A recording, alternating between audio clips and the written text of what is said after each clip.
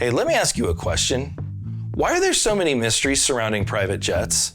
And why is it seems like nobody really knows the right answers when it comes to operating them? Perhaps you're a truth seeker and you really want to optimize your private flying. But where do you go to find out the information? My guess is that if you are a truth seeker, you've probably experienced a significant amount of confusing statements and proposals from private jet operators. It reminds me of an old statement that in confusion, there is profit. We've got that new thing. We've got that new thing. That new thing. Let's face it, there's an awful lot of confusion floating around the private jet industry. But why is this true? Why is there so much confusion? And while I think there's a lot of people that are well-intended, I think there's actually only a few people that truly understand the inner workings. The airplane economics, the operating economics, all the various rules. What are the needs and desires of the workforce? What are the needs and desires of you, the client, the people who want to fly private? Few people understand all of that. And most of the people that are involved in this type of activity are data-driven people. They want data. In God we trust, the rest bring data.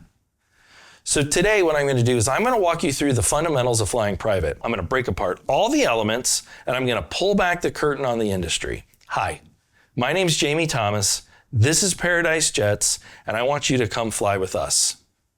So let me chip away at this confusion. Informative fact number 1, the private jet industry is an inefficient marketplace. I'll say it again. The private jet industry is an inefficient marketplace. What's an inefficient market? Well, if you don't know, that's where the price of something at any particular time does not reflect its actual value. So the price you're being told is not what it's actually valued at.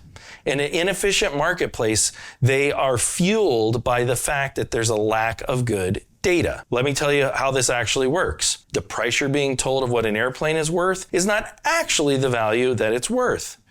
The price you're being told of a charter is not actually what it's worth.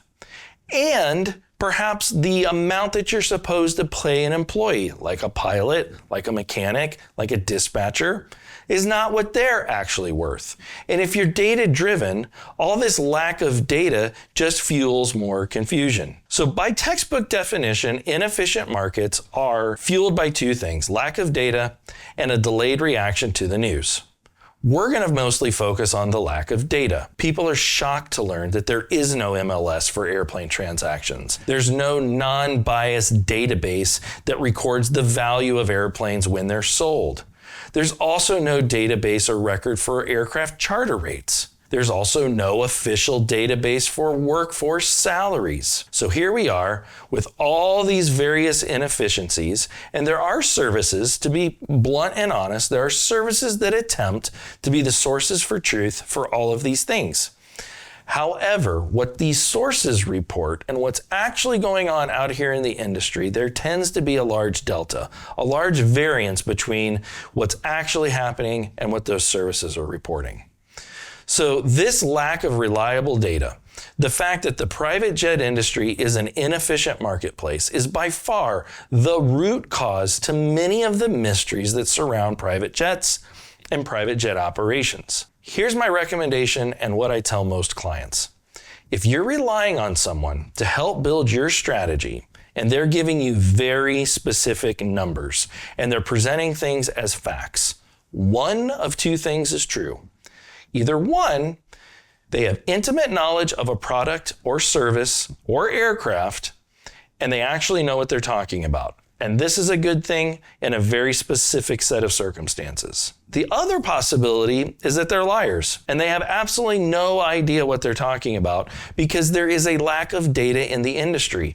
You cannot present facts and specific numbers with no data behind it. So what I like to do with most of our clients when I'm helping them build a strategy and we're talking about ways to implement it is that we will describe things in ranges or spectrums. This always allows clients to have an understanding of what the high is, what the low is, and what's the most probable outcome. But this isn't where the story ends. Why else are there mysteries? Informative fact number 2. Aircraft economics are vastly misunderstood and poorly explained by the industry. So we need to do a quick deep dive on aircraft economics. Here they are. There are three major cost categories for every aircraft. There's the capital cost, there's the fixed cost, and then there's what we call DOCs, or sometimes referred to as the hourly rate. The capital cost is only associated with people purchasing a jet or a share of a jet. Here's the very interesting thing about the capital cost, is that it should be, in my opinion, directly tied to your tax strategy or part of an overarching financial plan. But at the end of the day, most people justify purchasing an airplane or a piece of an airplane through a fractional provider because of their tax strategy. The fixed costs, they're exactly what they sound like. The fixed costs mostly don't change.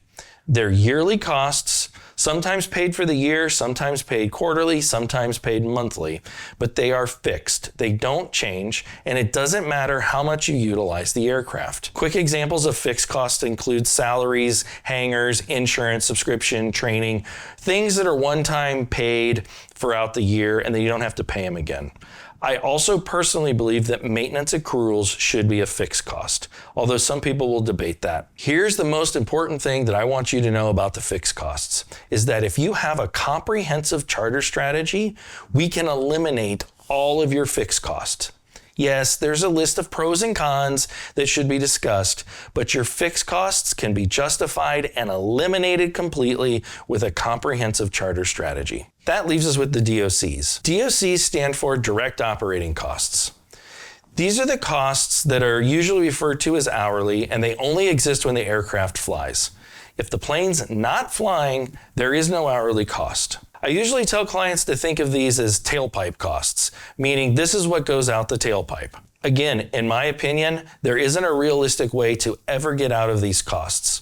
You can't charter the airplane enough to eliminate them, and the owner or whoever the user is always going to have to pay for them. Thus, the best case scenario for any aircraft owner is that they only have to pay for DOCs. And when I say the best case scenario for any owner, I also mean any fractional owner as well. Your best case scenario, no fixed costs, and you only have to pay for what goes out the tailpipe. So let me review real quickly one more time. There are three different cost categories. There's the capital cost, which is the airplane itself, the fixed costs, which you have to pay to have the airplane in operation, and these are mostly paid on a yearly basis, and then there's the DOCs. The capital is justified as part of your tax strategy. The fixed costs, which are yearly costs, are there and can be completely paid for with a comprehensive charter strategy. And then there's the DOCs. These are the direct operating costs, and there's frankly no getting out of these. This is as far as we're going to go today and in this video. In our next video, we're going to talk about the operations economics. We're going to build upon the aircraft economics and the fact that we work in an inefficient marketplace, but we're going to talk through how the operations work. This will then peel back what the P&L looks like and how you choose what types of airplanes to fly on and what types of operations to use for what type of aircraft operating method. I'm Jamie Thomas, this is Paradise Jets, and we want you to come fly with us.